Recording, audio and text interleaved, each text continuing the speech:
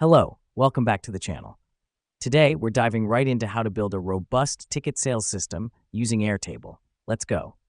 First off, let's start by creating a new base on Airtable. Click on the New Base button and choose Start from Scratch. The reason we do this is to customize our ticket sales system precisely to our needs. Now that we've done that, let's name our base Ticket Sales. Following this, create 3 tables named Events, Tickets, and Sales. Each table will serve a distinct role in our system. Events will be for listing all your events, tickets for the different ticket types, and sales for tracking ticket sales. Next up, we're going to populate our events table. Add columns for event name, date, venue, and total tickets available. This helps us because it provides a clear overview of all the events and their details.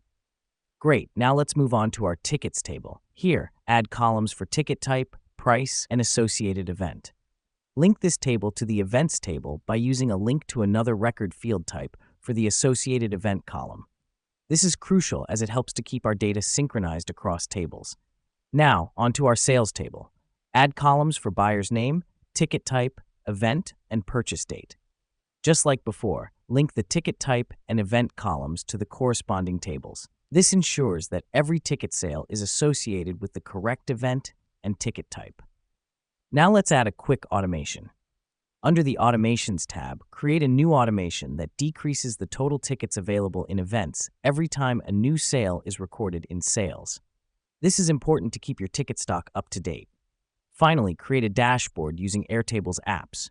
Here, add a summary app that gives you a quick glance at your overall ticket sales performance.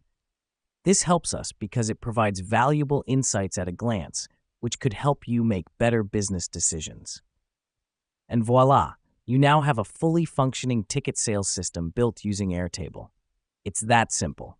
Remember, the beauty of Airtable lies in its flexibility. You can always add more fields or automations as your needs evolve. That's all for today. Thank you for joining us, and see you in the next tutorial.